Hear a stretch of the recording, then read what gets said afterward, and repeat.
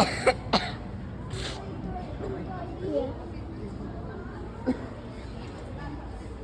on.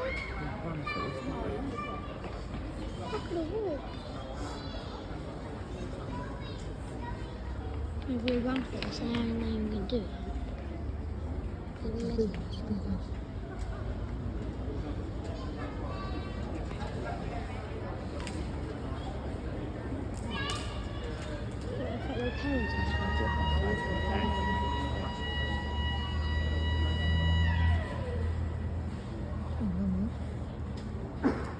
Good afternoon, everybody, and welcome to today's demonstration of the Concorde nose lowering, organised through as it's more correctly called. I'm Mike, I'll be doing commentary today. We are lucky today, we've got the A team in the flight deck. On my side in the captain's seat, I think, is Graham. And on the opposite side, the first officer seat is Mel. Thanks, guys. We are all volunteers at the Duxford Aviation Society.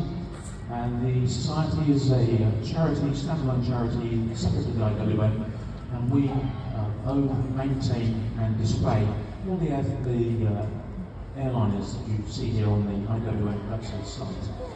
We've got most of them open now side, so if you've not managed to go up to them so far today, please do so. They're going to be open until 3 o'clock.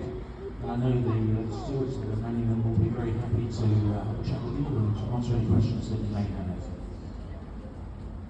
Concorde, the programme was a result of a decision by the British and French governments in the 1960s to have the aerospace companies of the two countries work together and collaborate on designing and building this wonderful aeroplane. The programme hadn't been done before, so they were facing all the challenges and quite a few unknowns. And that's where this aeroplane came in. This was the third of only 20 Concordes built.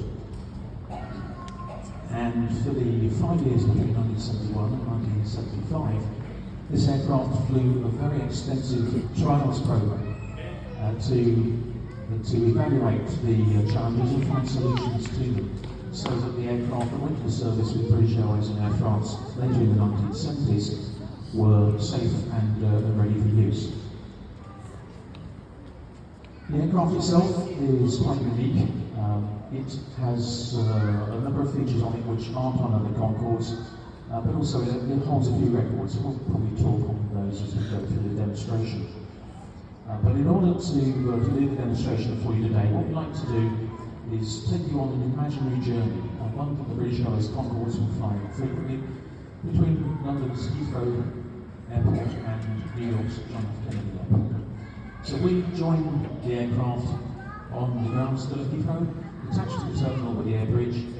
The group will be on board for about an hour, both preparing the cabin and doing the pre-flight checks.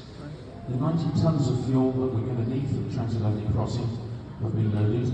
And to put that into context, 90 tons of aviation fuel is about 115,000 litres. And also the passengers will have been boarded and are sitting comfortably. So we're just about ready to go. And the first thing that the flight crew would look to do would be to get permission from air traffic control to start the engines. Having received that, they would bring the aircraft to life by first of all switching on the navigation lights and also the anti-collision lights. You can see the anti-collision lights flashing there at the point where the wings meet the body of the aircraft. Having done that, let's start the first of the 4 engines on stand. The aircraft's not capable of starting its own engines without ground support, so we'll start the first on stand, and during the pushback, let's start the other engines. Once the engines are stabilised, they'll look to taxi toward the runway, and having been given permission from air traffic control, they will consider the taxi, but before they do, we come to the first point that we are going to require the nose sweep. With the nose in its current supersonic cruise position, the crew can't actually see where they're going. So the first thing they're going to do is to lower the heat shield visor.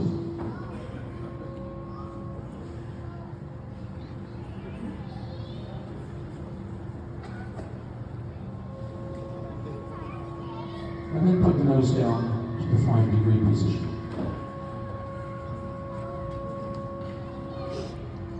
Like this, they can safely see their way to taxi onto the runway.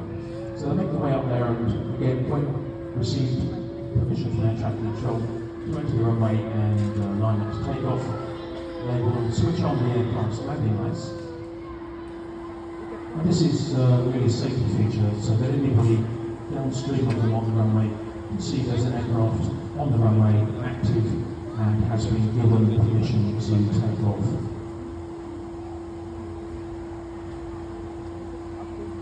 So the lights are just coming on that now.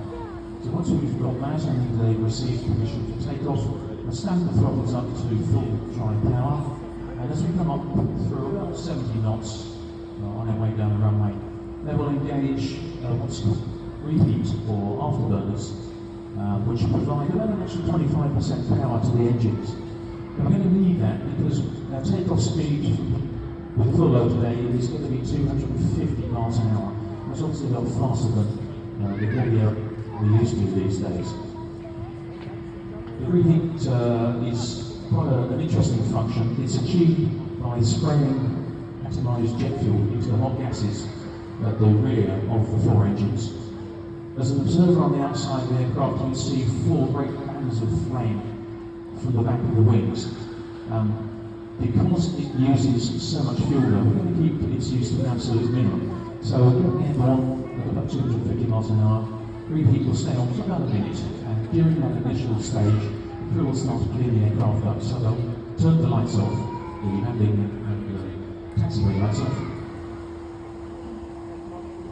And they'll clean the aircraft up to its supersonic cruise conditions, so the nose will come up to 0.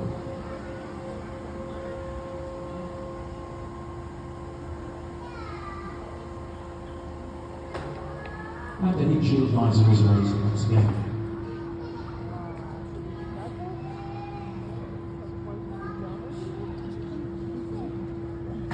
And like this, we'll continue to make our way across the west of England out towards our supersonic climb point, which is at the southern end of the Bristol Channel. On the way, we will continue to climb, but we will stay subsonic. Having reached the climb point after about 17 minutes, the crew will once again re-engage the reheat on all four engines, and the aircraft will begin to climb and to accelerate. A couple of things on the way up the climb.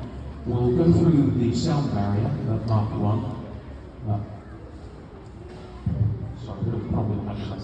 We'll go through the sound barrier Mark 1, and at that point the aircraft will make the very well-known loud supersonic boom, the bang, as we go through that barrier. What isn't as widely known is that the boom doesn't disappear. It will be dragged across the Atlantic behind us, and it's something we need to bear in mind. Something also which was one of the reasons I think that Concorde didn't become the commercial success that it might otherwise have been. It was banned from flying supersonically across that because of the noise of the boom and the disruption it caused. Having gone supersonic, we'll continue to accelerate and climb. By the time we get to Mark 1.7, we will have gone through most of the high air resistance, and this is where Concorde's very special design comes into play. It was the only aircraft that was able to do this. The Russians and the Americans never managed to crack the problem. But by virtue of some very clever engineering design work in the engine intakes, there are some small doors which allow the flow of air into the engines to be controlled so that the air is delivered at the optimum speed for the engines. What that means is that we don't need to heat and all that huge amount through the flight. We can continue to accelerate and continue to climb under standard engine power alone. We're going to be climbing up to around about 60,000 feet, which is our cruise height today. So reheat will have gone off after about 8 minutes in the climb at Mark 1.7. So up at the cruise, we will be 60,000 feet and travelling at about 1,350 miles an hour, so that's just over twice the speed of sound. This aircraft, just to talk about one of the records that it holds, was the fastest Concorde ever. During the test program, it went up to 1,450 miles an hour. That's just 2 or 4 times the speed of sound, so we'll be covering a mile over the ground in every 2.25 seconds. One of the things that was discovered though at that speed was that the heat generated by friction of the air over the fuselage raised the temperature of the aircraft skin to an extent that was more than had been anticipated. So to overcome that, all the Concordes that were used in commercial service were kept to the 1350 miles an hour speed that we would be using onto this crossing. Now I mentioned that we would be driving the supersonic boom across the Atlantic with us, and without wanting to disturb the neighbours, we'll keep that in mind. So when we get to about 150 miles from the North American coastline, we'll begin to slowly opening down. And by the time we get to 50 miles from the coast, we'll be back below the speed of sounding. At the same time, we'll start to come down from our cruise towards JFK. And during the descent, the crew will particularly want to know where we're going. So we'll be lowering the nose again, beginning with lowering the windshield visor.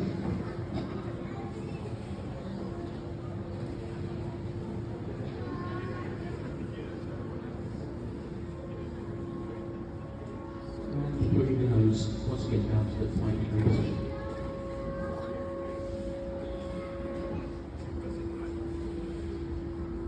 Now, as we slow during the descent, we will be losing lift from the aircraft's wing. We will be looking to arrive on the approach at JFK a few miles out and in line with runway with a speed of about 215 miles an hour, which is obviously a lot slower than the optimum speed that the wing was designed for. To get the lift we're going to need, we don't have the ability to use flaps and slats that conventional airliners do when they slow down. The only way of providing the lift on a delta wing like this without flaps is for the crew to consistently raise the nose of the aircraft to the extent that by the time we get down close to the final approach of the JFK, the nose will be 12 degrees above the horizon, which again creates a problem for the crew because they can't see where they're going. So, unique feature again on this aircraft, we will put the nose down to a 17.5-degree nose down position. There we are, getting somewhere.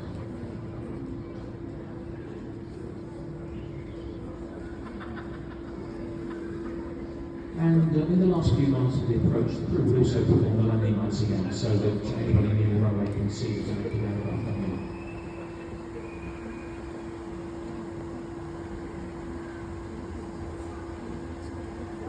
When the crews that were to fly the Air France and British Airways Concorde trained on this aircraft, was discovered that they really didn't like this 17.5 nose down position. From the flight deck, you can't see the nose at all, and they therefore lose the very useful reference as to where they're actually headed. So the solution to that, for all the aircraft that we used in service by the airlines, was to have a 12.5-degree down position. We'll put the nose to that for you very briefly.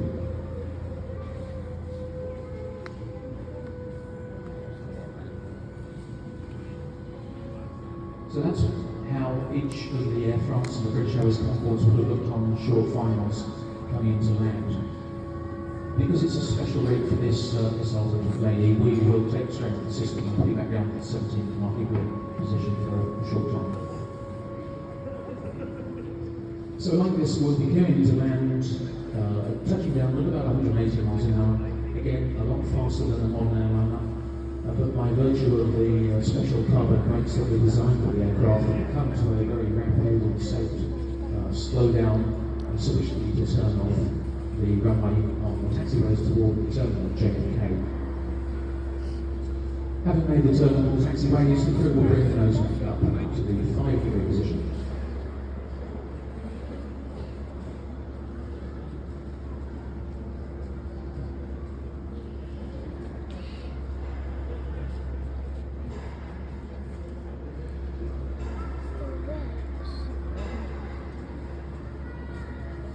And like that, they will taxi all the way to the terminal dock with the air jetty, and whilst the passengers are preparing to disembark, the crew will clean the aeroplane up so the landing lights and the taxi lights will go off.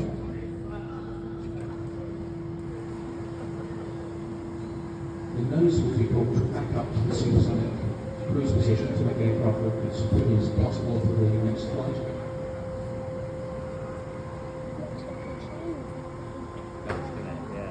And the heat shield runs over the once again.